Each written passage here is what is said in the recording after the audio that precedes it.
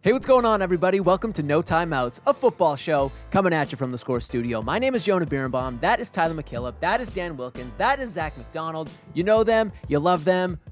No big spiel to kick off today's show because, Wilk, you kicked off last week's episode with a rant about a team in a dicey quarterback situation. It was so effective as a show starter that I'm going to ask you to do the same today to begin our Week 12 reflections. We got to start with the Vikings and their quarterback situation. And I talked about this last week. I worked it into the show somewhere there, and my take at the time was that it's bad, and it was bad enough that the Vikings were not going to be competitive this season, that the rest of the season was going to be about getting J.J. McCarthy the reps he needs to develop.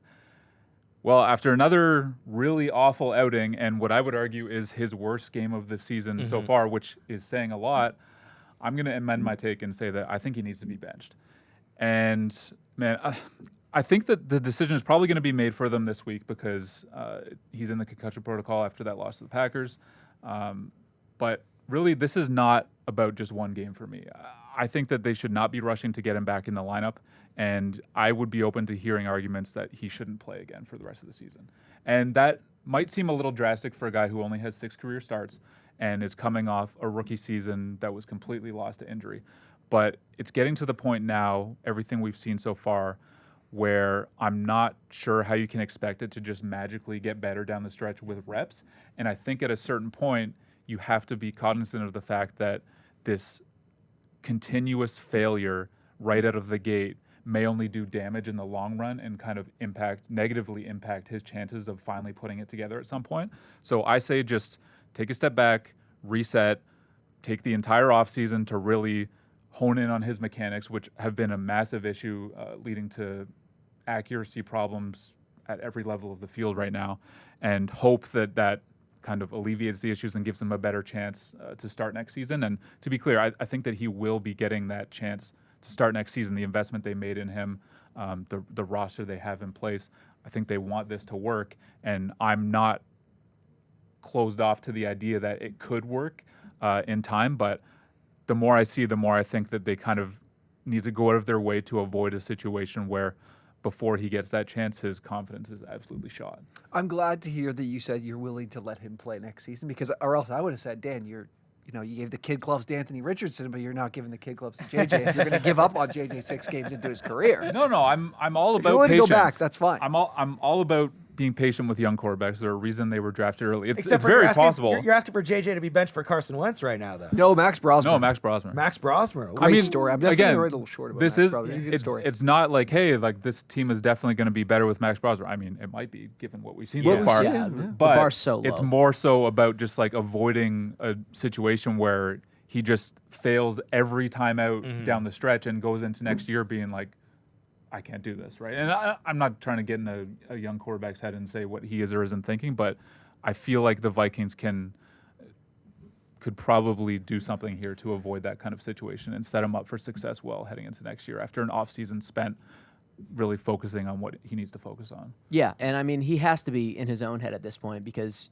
you just really can't overstate how horrendous the first 6 games of his NFL career have been. He is the first quarterback in NFL history through his first 6 games to throw 10 interceptions, to average less than 6 yards per pass attempt, and to get sacked on more than 10% of his dropbacks. Now, is that a very specific, cherry-picked set of numbers? Absolutely, but it still ultimately paints a picture of a young quarterback who is doing nothing well right now, is holding back his team, and is probably starting to lose some confidence in himself a little bit. I'm with you 100% on that. Just a really short little tidbit there, too. I think the fact that he's a 22-year-old kid who is a father for the first time in his life in the same season that he's becoming a starting quarterback in the NFL, I know it sounds kind of stupid, but I do think that's a lot of pressure for a really, really young person to be put under. And I wonder if that can be helped a little bit in the offseason, just getting more used to a rhythm and a routine with that. I've never seen like the general media, like people who just talk about football and passing, get into and be hearing as much about like a quarterback's footwork and fundamentals, like at the NFL level. When was the last time everyone was talking about this type of thing about That's the thing. It's so obvious to even a casual observer that this guy looks terrible right now. Anyway, speaking of entities that are not looking great, T, what's your Week 12 reflection? Yeah, I think we spent a lot of time throughout the season talking about whether or not a team is a contender or pretender. My version of this is whether or not you can win a Super Bowl, and the Bills are not a contender. The Bills cannot go and win 4 straight games and win a Super Bowl, or even play for a Super Bowl at this point, because the flaws that they have are just too glaringly obvious, and they have no answers for. We'll start defensively. The run game, the way they stop the run, is horrible. They've got a very undersized group of linebackers that cannot tackle. They're allowing over 3.7 yards after contact per carry. It's the worst in the league right now. They're the second worst team in broken tackle rate as well. And you look at the opponents and the teams that they're going to be facing in a playoff run, and you see a Colts team, you see even a Broncos team that obviously up front can dominate. Like, there's just some opponents in the AFC that I don't think they can handle. Sorry, I didn't even mention Jacksonville, I think, has a great run game. Obviously, the Ravens with Derrick Henry as well. And then you flip the page to the offensive side of the ball, and this team is so predictable. Like, they're running into a stacked box at a 53% rate this season. That leads the league. And the problem is that, Keon Coleman has these underlying issues that we don't really know the full details about, but they're not willing to play him, and he's been sitting the last couple of weeks, and the answer is Gabe Davis. Like, how did this team go to the trade deadline and not look to make a move, knowing that these holes in both the offensive side of the ball and the defensive side of the ball were so glaring? Because holes that can be filled with players that are available. Like, if you need run-stopping players on the defense or these receivers to fill in these roles, you can find those guys. Linebackers cheap. Like you saw, was the Cowboys? Yeah, the Cowboys added at linebacker at the deadline. But in the pass game, it's like, we're without that second or third option. When Dalton Kincaid, I don't know if you guys have realized this, but when Kincaid has played, they're 6-1. When he hasn't, they're 1-3. Wow. I think they really do miss him when he doesn't play. He's their number one receiver. He is, yeah, because it's him and Shakir, and then the other options are Elijah Moore, Josh Palmer, Tyrell Shavers. They're just such an easy offense to stop because you stack the box and stop the run, play man-to-man defensively against these receivers that can't separate, and you're going to dominate and force Josh Allen to be a superhero. We saw Houston play in man on like 40% of plays on Thursday. That was like 12, 15% more than what they have on average in the regular season. The book is kind of out on this team offensively, and defensively they have no answers. There's no way they could win 4 straight games in the postseason. Quick note to what you just said. A team that does not get a lot of respect. We honestly haven't talked about them a lot. The Houston Texans defense is electric right now. Yep. They had 8 sacks against the Bills last week. They're second in points allowed per game, first in yards allowed per game. They have 11 interceptions, and they've only allowed 10 passing touchdowns on the entire season. D'Amico Ryans is doing a great job with that defense. Yeah. He is. But, I mean, I think the desperation from Josh Allen is evident in his numbers from the last 3 games. He's thrown 5 interceptions, right? As a team, they've committed, I think it's 9 turnovers over their last 3 games. Like, they are searching for answers offensively because it's so easy to match up against them if you're an opposing defense. So, yeah, they are not in a good way right now. It's surprising they didn't do more at the deadline. And, there's not an easy path to the Super Bowl going through the AFC. Moving over to the NFC. Zachy, I know you got something for us. I got something. How about them Cowboys? How about them Cowboys? The Cowboys upset the Philadelphia Eagles. I don't know if you remember, Wilkie, last week. I came out here, we were picking games, and I said that the Cowboys were going to beat the Eagles. And Wilkie was smoking a cigar when the Eagles were up 21-0. Zach and I were like Sunday night. I know he posted a little clip of the show on his Instagram. I was trying to see if I could cut that whole segment out and just post that. It was great. It was a little Zach. Then you said, "Oh, you're so wrong. That's not happening." Then I came in. I was like, "You know what, Zach? I think Wilkie I laughed like at what us. you're Wilkie getting laughed to." at us. Who's laughing now? T-Mac liked Who's it. laughing now, big man? It does seem like a while ago, but I think that my reaction was more so, like, I wasn't opposed to the idea that the Cowboys would win this game. It was more so the idea that, man, they beat the Raiders. Their defense is good now. Like, I wanted to see it against someone else. But I said this to you guys, or I said this to you. I don't know if Zach, you heard this, but the thing is like the Cowboys usually make every offense look good. The Eagles are at a point where they make any defense look Yeah, good. they sure do. It does not matter who they play. Yeah. Like they've got the Bears this week on Friday. It's like, well, the Bears defense has a lot of holes, is really banged up. If their offense shows any life, the Bears offense shows any life, like they could be in this game because it doesn't seem to matter who's matching up with this Philly offense. They're going to be able to make some plays and on defense and give their offense a chance. Philly is a real problem, and the Cowboys are, you know what sucks? I was looking at the playoff picture, and it just doesn't seem like the Cowboys are going to be able to sneak Their into the path playoffs. is so challenging. It's brutal, and there's like, I think the Lions are outside of the playoffs right now, like at this point. Yep. So it's really tough for them to make the playoffs, but they're still going to be a really fun berserker team. I think, like, you do also wonder, man, if they kept Micah Parsons and were able to sneak out some wins earlier in the season, they probably would be a playoff team. They just got Quinnen Williams a little bit too late. But also George Pickens is going to sign a massive deal in the offseason, and that has got to be the scariest contract to sign for any team. If you're the Cowboys, you have to do it because he's so good right now. But locking George Pickens up for 3-4 years is not a proposition that sounds like a lot of fun. Can I ask you guys, is it possible that Dak could win MVP? No. He's on a per game basis, he's right there with Stafford yards wise. He's just behind him with 27 touchdowns. He's got obviously 7 interceptions. Like, this team's about to play on Thanksgiving against the Chiefs at home. If he puts up a monstrous game, like, could he climb into the conversation? Right now, he's like if you're looking at the odds board, he's well back there. I think you can make a case for him, but no, he's not going to win because, like, when you just make the comparison to Stafford, it'll by default go to the guy who's leading the best team in the NFL. If the statistical difference is negligible, you're going to give it to the team that's the player on the team who's winning. I know, but everything's so dominant about the Rams too. Like a Puka Nacua, Devontae Adams, the defense. But just to put a button on the Cowboys point, we put out an episode a few weeks ago with the title, "Are the Cowboys better than the Packers?" And the commenters came for us. They were furious. They're like, what is this clickbait nonsense? And you know what? I feel pretty validated by the Cowboys' play of late. We were prescient. We saw it first. We knew that the Packers were maybe not as good as they looked early in the season. We knew that the Cowboys still had a little bit more juice than people maybe saw. I feel good about what we put out there. Let that be a lesson. You going to use the same title this week? Yeah, I think so. I think so. Again, yeah. I have to admit, they look like the pieces they've added in the D-line, like they're a competent team. They're a much better team. And the Packers, yes, they're 7-4, 7-3-1, 7-3-1. But man, it just never looks convincing when they win. Never. No. Yeah. It's always a grind. It's always a slog. Anywho, Wilk, you got another reflection for us? I just want to shout out 2 unbelievable players who are, with 6 games remaining, tracking to earn some pretty prominent places in the NFL record books. That's Myles Garrett and Jackson Smith-Njigba. Garrett's ridiculous season continued this week with another 3 sacks against the Raiders, putting him up to 18 through 11 games. That means with 6 games to go, he just needs 5 more to break the single-season sack record at 22.5, currently shared by Michael Strahan and TJ Watt.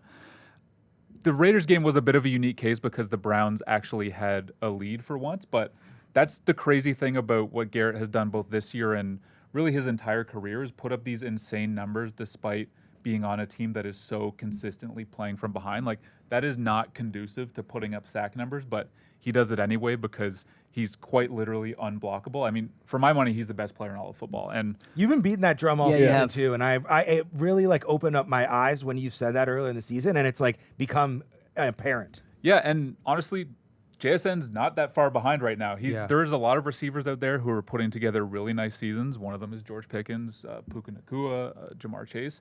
And JSN blows all of them out of the water. Yep. Another huge game against the Seahawks. I think he had 167 yards, or against the Titans. He had 167 yards, 2 touchdowns. That puts him up to 1,313 yards through just 11 games.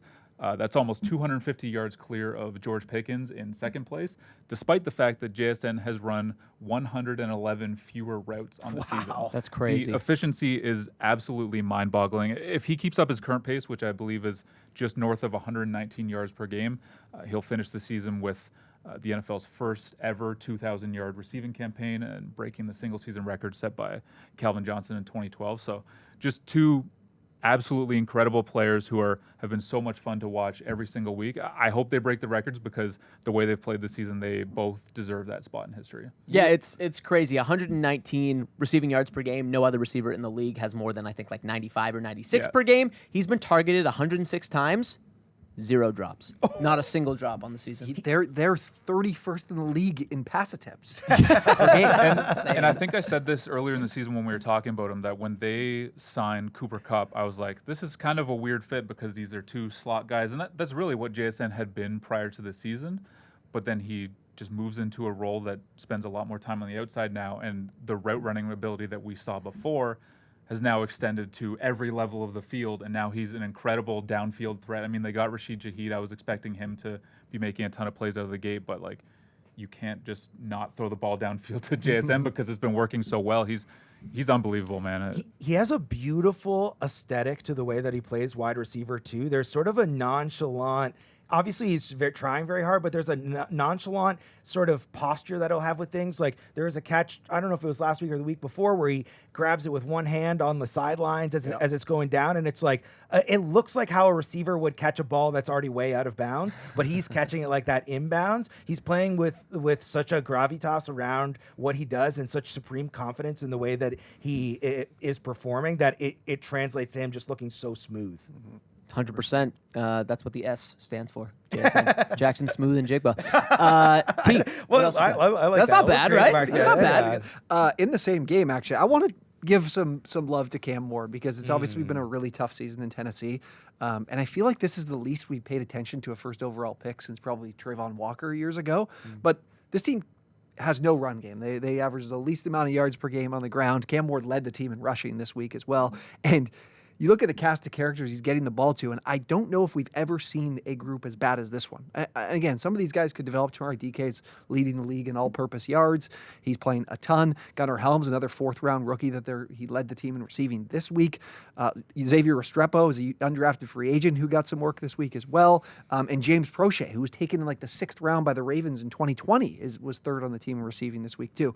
But I think that Cam going into what our expectations were this season, I think he's meeting all of them. I mean, we rave about his ability, I think, to create outside the pocket, his ability to make throws off platform. If you watch this past week, a lot of like sidearm fitting balls around the pass rush, and just the ability to kind of put the ball anywhere on the field. But there were things that I was concerned about going into his career that I think he's also like quelled some of my concerns on too, is that I thought he wouldn't be as patient. I thought there was a lot of times in college where he made these like WTF type of throws and try to make a play last a little bit longer or make that play that probably not many can. And I think he's realized that obviously there's not a lot of talent in this room and he doesn't need to do that. And that internal clock, I thought too, where he might break out of the pocket too often and too early, but he seems to really be finding himself. And I'm wondering how enticing this is going to be for their next head coach, which I think will be an offensive mind. How enticed would a Joe Brady or a Cliff Kingsbury or a Clint Kubiak be to come into this offense and have Cam Ward on top of a likely first overall pick too? I think it's definitely enticing for Ward, and it's definitely enticing for the idea of having a top draft pick, but my only reason for pause there is that there is nothing else. The rest of the roster is so bad, it's going to take multiple years to get it to where it needs to be. You're coming in presumably under a GM that you aren't aligned with, unless they fire the GM, which I guess is possible. But you're also coming in under ownership, which kind of has a bad reputation around the league for how things have gone there over the last few years. So I could see it not being an attractive landing spot for those reasons. This is not Ben Johnson going to the Bears. No, definitely not. But I'm with you. Like, if you just look at the box score stats, you'd probably say like, oh, Cam Ward, like really bad rookie year. Like, I don't think that's the case at all. I think that he's been really good despite a truly terrible situation, and I hope that they can do enough in the offseason to upgrade the supporting cast around him, because then we're going to see the kind of breakout year as a sophomore that really gets people's attention. I think a lot of people talk about a team that has a quarterback of like trade back. You're going to have a first overall pick, maybe look to trade back and collect assets. They have a lot of like late round assets, but honestly, this team should maybe still take advantage of the first overall pick and take the most talented player available. Yeah. We got a great production note, genuinely a great production note a few weeks ago to when we're describing teams and situations to not use the word sucks, which I think is a good note because it's a very reductive way to talk about something, right? And then literally that episode, I said the word sucks, I think about 9 times in a rant about Cam Ward. It was not out of spite. It was just because I suck. But I do want to say that I was really wrong about that one. I do want to put my hand up. If I'm going to brag about the Cowboys, I have to say that I think Cam Ward, I just really agree. I just think that he is a guy that it's like if you're the type of person who likes to take some time on Game Pass to go and watch games that have passed on, Cam Ward would be a really great guy to watch because I think there's a lot of really interesting stuff there. He's fun to watch, kind of navigate all the hurdles that this team faces because he can really create. That's what I really love about him the most. More big time throws this season than turnover-worthy plays. Very impressive considering what's around him and how desperate he presumably is every time he drops back. Zachy, one more reflection from you. Real quick one. Is the Colts' fourth quarter collapse panic-worthy? I think this fourth quarter collapse said a lot about both teams, but in the fourth quarter and overtime, the Colts went 3 plays on their first drive, -2 yards, punt. 3 plays on the next drive, 7 yards, punt. Next drive, 3 plays, 1 yard, punt. Next drive, 3 plays, 7 yards, punt. That is how they ended off the fourth quarter. They had a huge lead on the Chiefs, and a lot of it was based on really, really strange play calling, similar to what happened in the Eagles game earlier in the same day. They only ran the ball once in the fourth quarter. Jonathan Taylor, who is probably been up there with JSN as the best offensive skill player so far in the league. He only gets 3 touches in the fourth quarter. Yeah. That is absolutely criminal when that's a guy who can ice a game easily for you, break off a big run at any single time. Danny Dimes, he throws that late almost interception into double coverage for the Chiefs. The Chiefs obviously come back, win the game. There is a little bit of the Chiefs have that ability to inspire fear in teams when it comes down to the fourth quarter with their history of being able to perform really well with that with Patrick Mahomes. But do you guys think this is panic worthy from the Colts perspective? I don't know. I guess it depends. It depends on how you felt about the Colts in the first place, right? Like maybe you guys never felt like the Colts were a real Super Bowl team to begin with. I think that's kind of where I was at. Like I definitely respect what they've done so far this year, but I was still, despite the record, not looking at them as like, oh yeah, this is the team in the AFC. And I think, at the end of the game there, it kind of speaks to the difference. And, you could definitely make the case that Jonathan Taylor should have been more involved, like you said. But it kind of speaks to the idea that when you're in that situation and, it was their own doing just putting the ball in Daniel Jones's hands, but they don't really have that guy to like be doing that, right? So, I'm not super high on the Colts for that reason. I love what they've done so far this season. And I think they could be a really bad matchup for a lot of teams they run into the playoffs. You mentioned the Bills earlier. They would probably beat the brakes off the Bills. Yeah. They would run. They'll run the ball like the 200-yard game from Jonathan Taylor against the Bills. Yeah, but I just worry about them against other teams that may be better suited to shut down the run game and put the ball in Daniel Jones' hands. I think this is continuing a pattern of them starting to get exposed. They have 2 losses in their last 3 games. They needed overtime to beat the Falcons in Berlin 3 weeks ago. You look at their record, and it's kind of mostly built on wins over bad teams. They don't have too many compelling, impressive victories this season.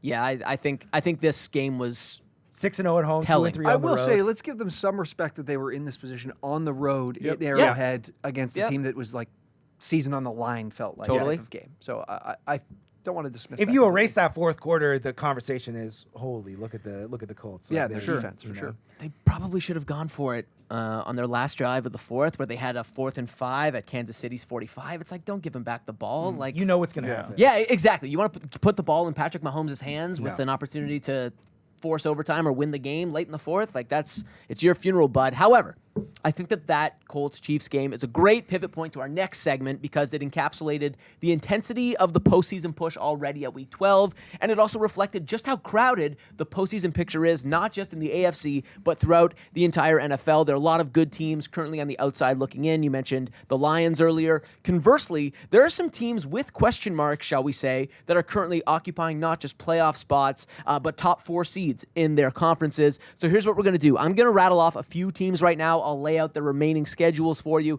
and you have to tell me whether or not they're going to make the playoffs. Wilk, you're up first. The Chicago Bears. They're 8-3. They're currently in first place in the NFC North, but Green Bay and Detroit are hot on their tails. Their remaining games are against Dallas in Dallas, at home to Houston, at home against the Chargers, Oh, pardon me. I'm reading off the wrong schedule. Take two. Their remaining games. I was reading This off. one I'm really interested in the Bears. I'm really interested. And I totally just reinvented a schedule for them. So the remaining games are in Philadelphia, in Green Bay, at home to Cleveland, at home to Green Bay, in San Francisco, and then closing out their season at home against Detroit. Oh my goodness. Walk me through it. Is this team making the playoffs? Man, I understand the excitement around the Bears. I believe they've won 7 of their last 8 games. You look at who they've played over that stretch; it is not inspiring. You look at who they play down the stretch. Man, it's pretty daunting. They're in a nice position, obviously, right now. But if I had to run down the schedule, I would say lost to Philly, 8-4, lost at Green Bay, 8-5, beat Cleveland, 9-5. Lost to Green Bay again. I just think that's not a good matchup for them. You don't think they can 9-6. split Green Bay?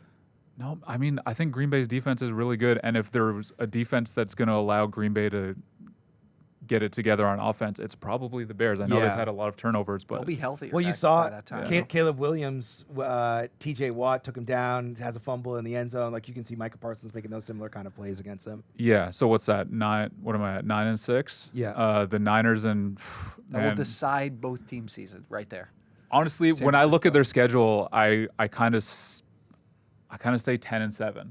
Like maybe they win one of those last two games against the Niners and Lions, and I don't know that 10-7 is going to be enough to get them in. So again, But those are the two teams right there that they'll Yeah. probably be vying with. If you think Green Bay wins both of those games, Detroit and San Francisco will be the two teams that they'll be competing with for that last spot. I think that last spot then could come down to week 8. We could be looking at like a week 18 Sunday nighter, Ben Johnson against his old team for the last wild card spot in the NFC. And That would be Sunday night for sure. And I think that the Lions would win that game. Okay.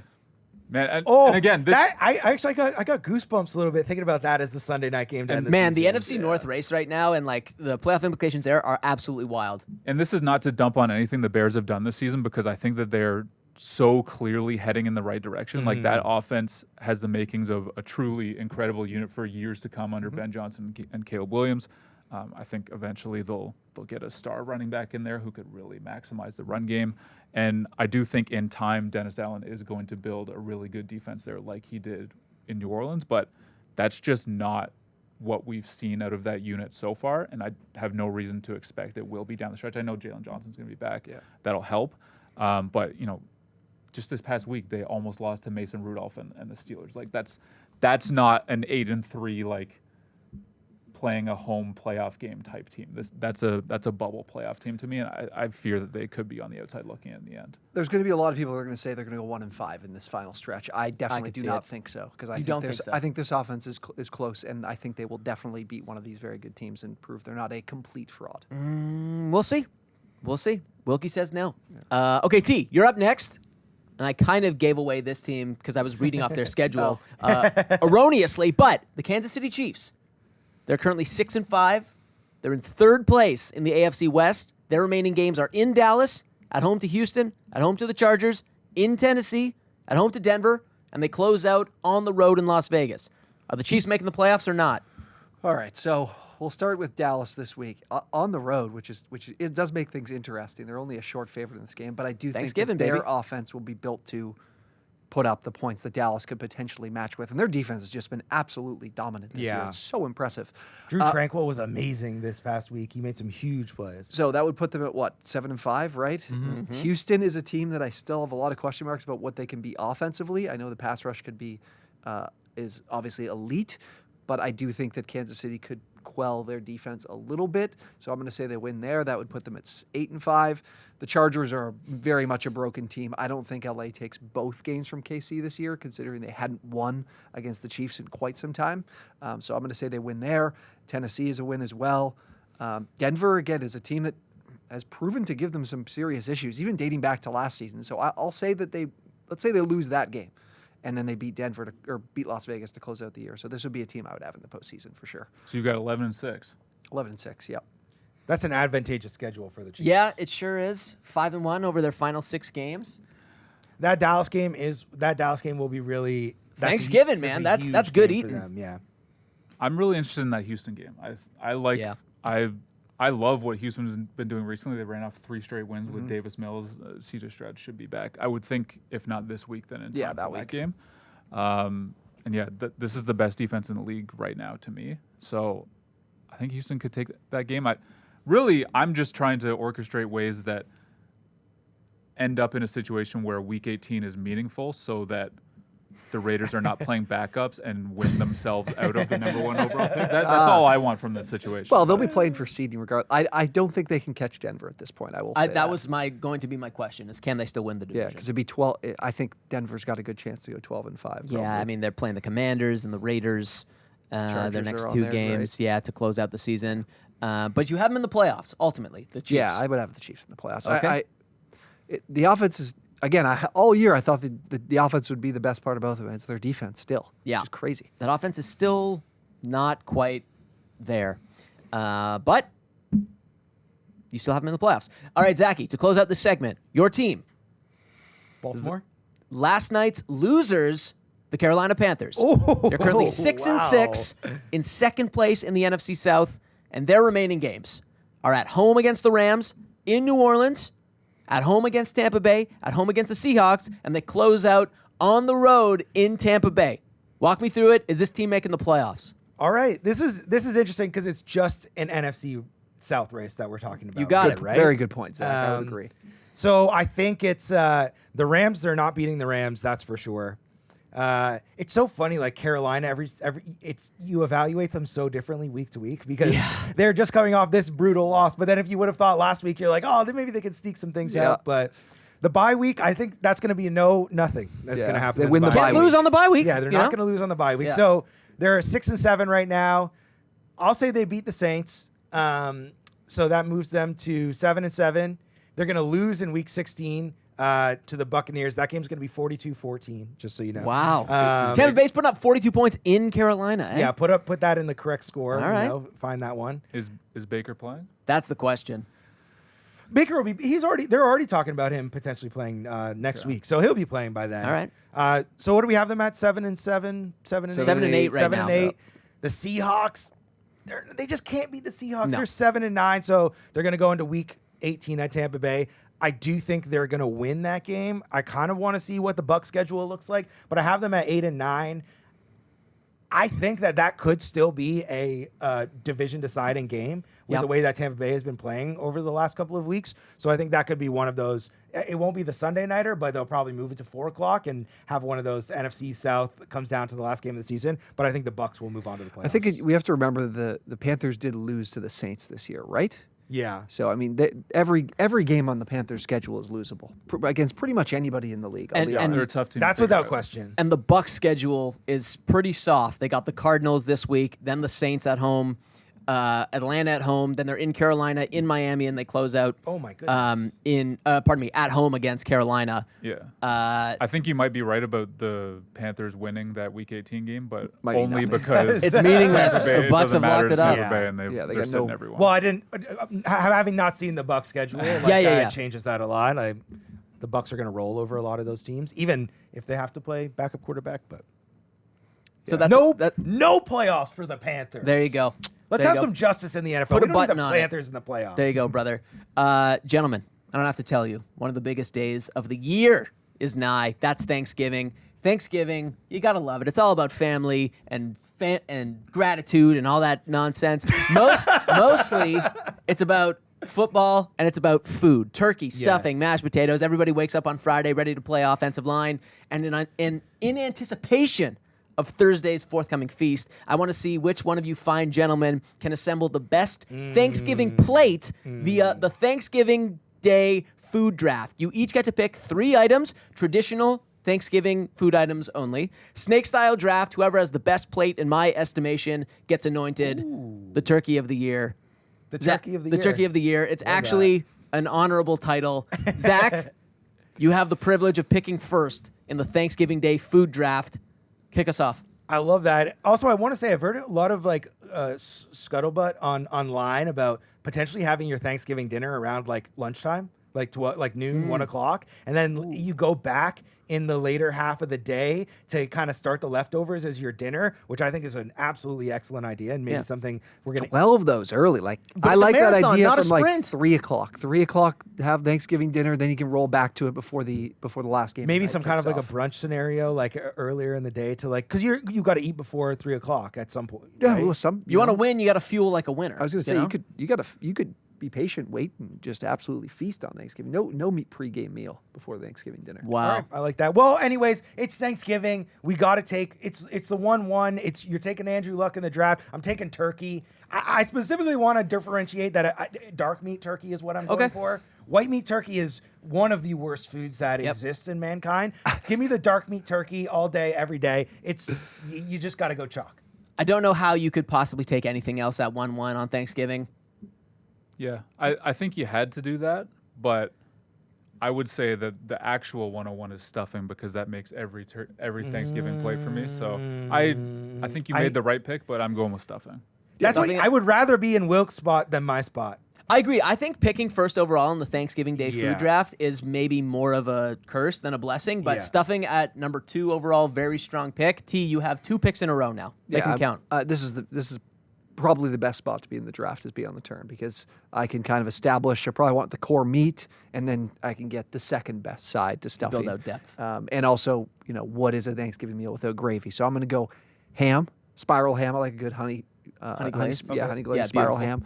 ham. And then I'm going to go with mashed potatoes and gravy. As long as I get gravy with my mashed potatoes, like if that's allowed, I can get both of those.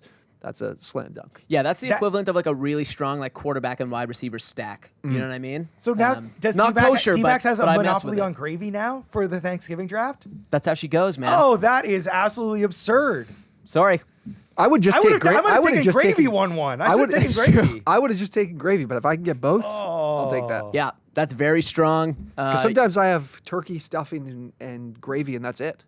For the post Thanksgiving meal. Sure. Later in the night. Yeah, why not? That's powerful. Wilk, you're back on the clock, brother. Okay, so the core meats are off the board. Yep. But I think many would argue that if you do mac and cheese right, it can be just as good. So I will go mac and cheese. Very strong.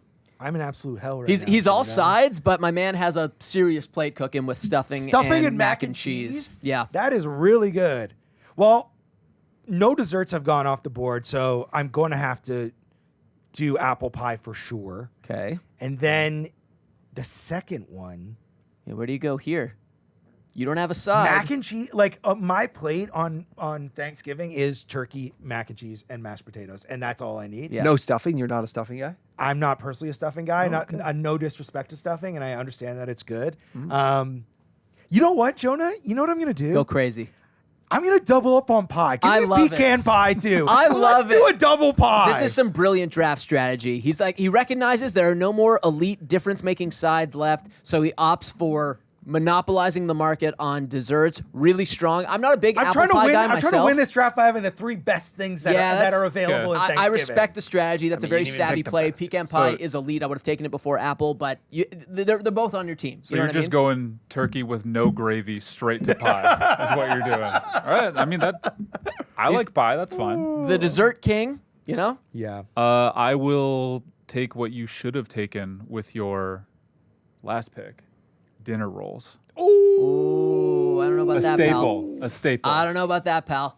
You were riding high with your plate of sides, but now you got 3 carbs. I like a dinner roll. You don't have any dessert. You don't have any meat. Well, he's got extra. I can have some of his. No, you can't. Oh, okay. No. This is one of these rare Thanksgivings where there's no sharing, no communal spirit at all. I'll say Okay. when you're eating the Thanksgiving dinner and you get the dinner roll and you cut it open, you put some turkey in there, you make a little like a quick on the run sandwich. That's the thing. He can't throw any turkey in there because it's on your plate. That's brutal. All right. Can People throw my will think stuffing in there. This is the worst meals that anybody's ever had. people will think I had the 3rd, 4th, and 5th pick when they might. show these. They 'Cause, might. All right. I mean, you didn't close even- it out. You said you'd take pecan over apple. That's all fine and dandy, but you'd take pumpkin pie over both of those. So It's tradition. this is over. It's tradition for a reason. Look, I mean, you've got I a do good really plate, like but I have never had ham on Thanksgiving. Never. Never. Whoa. It's only turkey. I've had ham. you on also keep every kosher in your major house. holiday. to be Respect. honest. Respect. Okay, so it's decision time. Look, I just want to say, strong efforts all around. You boys know how to eat. I'm in awe of this smorgasbord that you've each put together. Here's what I'll say, Wilk. I think that you had a pathway to winning this before you took dinner rolls. If you had just gone stuffing mac and cheese and pecan pie, I think I'm giving it to you. But because you went with a third side, a non-elite side, a third carb, that's the thing. It's all bread. Yeah, that's wasted. I can't give it to you. So it comes down to Zach and T-Mac. Zach, remember how much you love the pecan pie. buddy, I love me some pecan pie. Plain. I do, but I don't like apple pie. And turkey is, it's obviously foundational. It's a defining element of the Thanksgiving Day feast, but it's just not that good. Ultimately, I drafted Kirk Cousins first overall. Yeah, I'm giving this to T. He's got the most balanced plate. He's got, I think, a lot of upside with mashed potatoes and gravy and pumpkin pie. Even though I'm not a huge ham fan, I'm giving it to T-Mac. You, my friend, are the turkey of the year, ironically, even though you ended up with baked ham. What do you have to say to the people? I'm just good at drafting, period. Yeah, facts. Your plate speaks for itself. It'll live in infamy. Gravy is like Tom Brady in the 4th round. You know what I mean? Like, Absolutely. Yeah, exactly. Pumpkin pie is Tom Brady in the 7th round, basically. I don't know the pumpkin pie love. So when you do your fantasy draft, pumpkin do you pie is also not get that great. package deals when you take someone in the 2nd round? Like, do you get 2 players with one? Yeah. Only when I works? tank in a keeper league Okay, this okay. year. That was really fun, boys. I'm looking forward to getting some good eating in tomorrow on Thanksgiving. Before we go home, let's stick with the Thanksgiving Day theme because we'd be remiss not to take this opportunity to reflect on the things that we're thankful for. Of course, we all have so much to be thankful for. Zach, you got that beautiful head of hair. T, you got your youth. Wilk. And so, no, let's keep this within the context of the 2025 NFL season. Wilk, my friend, my good friend, what are you thankful for this season? I'm thankful for a really fun slate of Thanksgiving Day games. Hell yeah. Lions Packers was always going to be a banger. I think that's very interesting looking back on the. It's a rematch of the Week 1 game where the Packers kind of beat the brakes off them, and now. I think they both need this one, but especially the Lions. The Lions really need this. Yeah, they Do we not think that this could play out the exact same way Week 1 did? Like, we saw it last week with Philly. Like, if they're going to get dominated up front and Goff is under a lot of pressure, like, the offense could be in some serious trouble. How many points is Green Bay going to put on the board? I know we watched it. Like I said, we thought the Lions defense was actually good. Then the Giants cooked them. And can the Packers defense do what the Giants did, or are they going to look more like Philly did? Yeah. Yeah, I could see that for sure. I think that the Lions offense is very different without Sam Laporta. Yeah. So I think I would maybe give the edge to the Packers, but like the Lions need this one so bad, man. If they don't win this game, like they're really in a battle to make the playoffs at all. So yeah, I'm interested to see how this one goes. A couple weeks ago, I think we could have made the argument that Chiefs-Cowboys wasn't that interesting. At the time, the Chiefs looked like they were going to cruise to the playoffs. The Cowboys looked like they were just going to be out. And to your guys' credit, those moves that they made in the middle of the season have at least created a scenario where it's possible that they no longer have a historically bad defense. And the way the offense is playing, that's kind of all they need. So this is really another game where we talked about both their playoff situations earlier. They both need this one. The Cowboys need this one because they effectively need to run the table from here on out. Yeah. And the Chiefs are kind of in a similar spot. Like, they can probably only afford one more loss. And if it happens this week, I think it's mass panic there. So that's going to be a really interesting one in the late afternoon slot. And then to cap things off at night, again, a couple weeks ago, we probably would have said that you could take that turkey coma and go to bed early because this was not even remotely interesting. But now Joe Burrow makes his return probably a month early from what was supposed to be a 3-month injury. And look, I don't think that this is going to save their season. They are too far gone at this point. But for the purpose of this matchup, it at least makes things really interesting. One, because we had those absolute bangers from the Bengals and Ravens. What was it last year? Yeah, oh, man. Every game was a yeah. barn burner.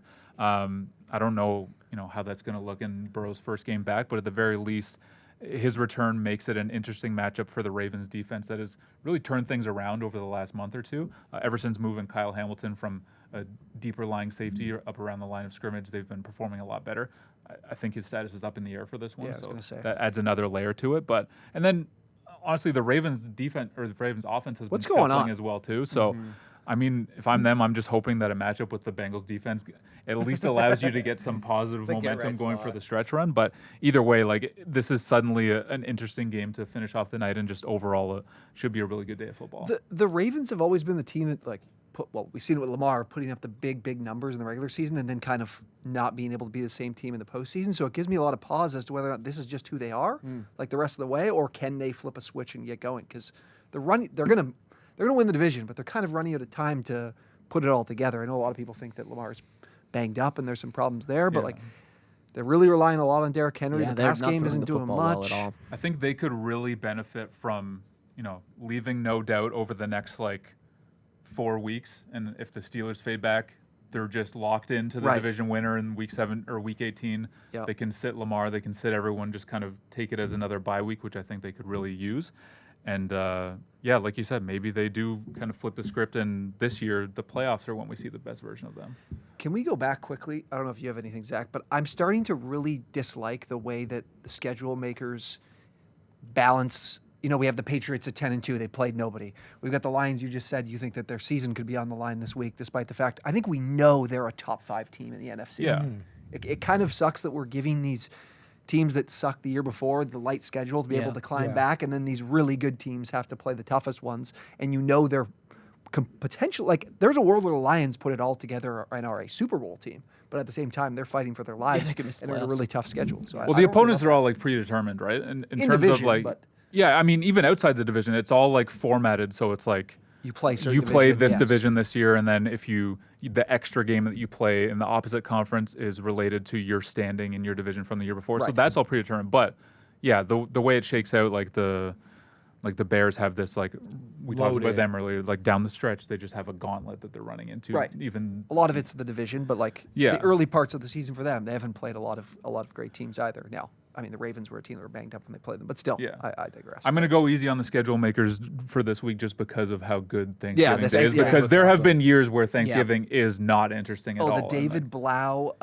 Who was there's this Yukon guy that followed Boyle, Tim Boyle. They had a David Blau. Maybe the worst quarterback a couple years ago. I'm just very thankful that we're past that era, at least for 1 year. It should be a lot of fun. D, what are you thankful for this Thanksgiving? Along the same lines as Dan, this is... I'm not going to talk about the Steelers, but what I'm going to say is I'm thankful the Steelers will not be playing postseason football.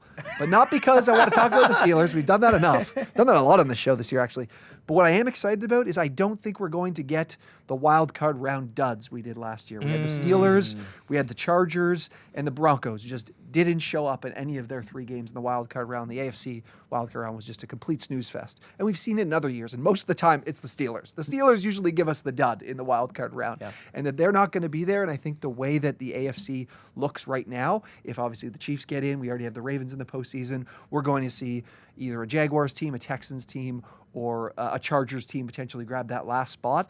And I think we are looking at an AFC that's super competitive right now and will give us a ton of compelling matchups in the wild card round. In the AFC, the same goes in the NFC. I mean, we're talking about the Lions potentially be on the outside looking in, the Bears and the 49ers. Those 3 teams look like they're going to be vying for 1 spot in the NFC. And a Buccaneers team, if healthy, I think will be a compelling watch.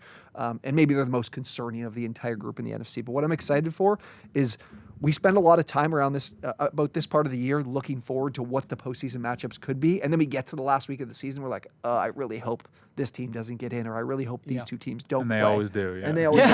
And I feel like we're not going to get that this year, so I'm excited for it. Yeah, I will say the one thing that makes the Steelers a little different is it could at least you have Aaron Rodgers. It could be more compelling. A playoff send off for him before he retires. Yeah, it's a little more compelling, but I'm with you. That is not a playoff team. If we're talking about the Chiefs or the Steelers being the last seed in the wild card, I think we all know who should go there just for entertainment value, even if everyone is sick of seeing the Chiefs. Do you think if the Steelers miss the playoffs, Mike Tomlin is done in Pittsburgh? I can't see it. I think we talk about this every year. I don't see it happening. Right. It's not like this team is...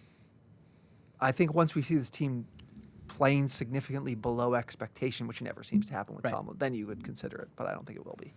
Fair enough. Speaking of... coaches, Zach, What are you thankful for this Thanksgiving? I'm gonna run through this one real quick, and then I got one little extra one at the end, and then we can just wrap this whole bad boy up, if that's okay with you. What I'm thankful for this season is coaching excellence in the NFL. I think there's a lot of really good, especially some new coaches that This guy doesn't watch many Raiders games. Chip Kelly, yes, it's all a Chip Kelly segment.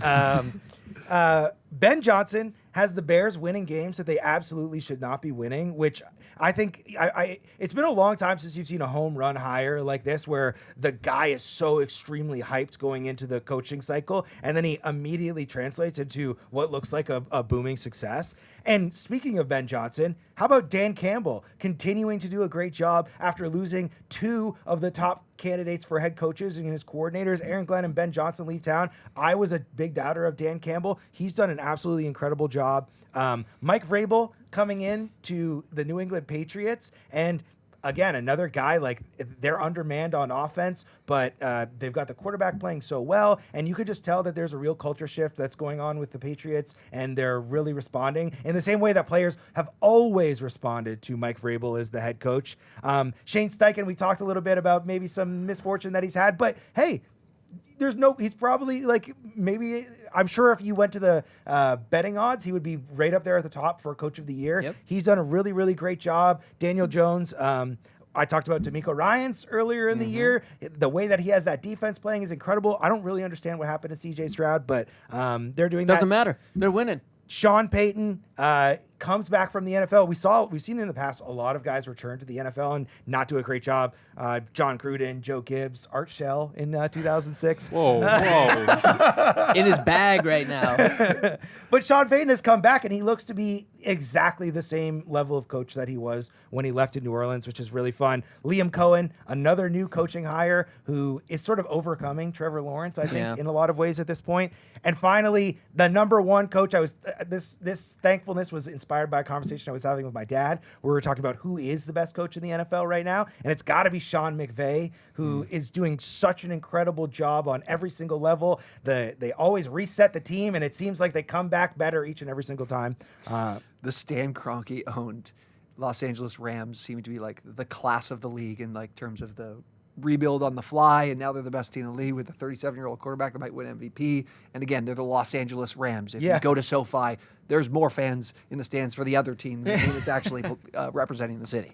That's awesome. And the last thing I want to say, what I'm really thankful for this NFL season is this podcast and you guys. Hey. I was saying it to Jonah last week. We were having a conversation. I've learned more about football from being on a podcast with you guys than I have in any other individual year of my life, and that's been a really fun experience. And not only that, just the experience of coming into the office every single day and working with you guys has been awesome. We all do a lot of remote work. The guys in the production booth, Zach and Adrian, and all the people that have been there are just so much fun. I laugh. I have a great time. This is the day that I most look forward to. And to anybody out there that's listening to the No Timeouts podcast, we really, really appreciate you guys. It's awesome to be able to go through this journey with you, to be able to have fun and to joke around, and it really means a lot to us. So just wanted to share some love with anybody that's taking their time out. Tell a friend. Let us know what you think about the podcast. Debate with us back and forth. We're all happy to hear it, but just thankful for all the people that are listening. I can't top that. So we're going to say goodbye today on this episode of No Timeouts. Once again, that is Zak McDonald. That is Dan Wilkins. That is Tyler MacKillop. My name is Jonah Birenbaum. Very happy Thanksgiving to you and yours. We'll see you next time.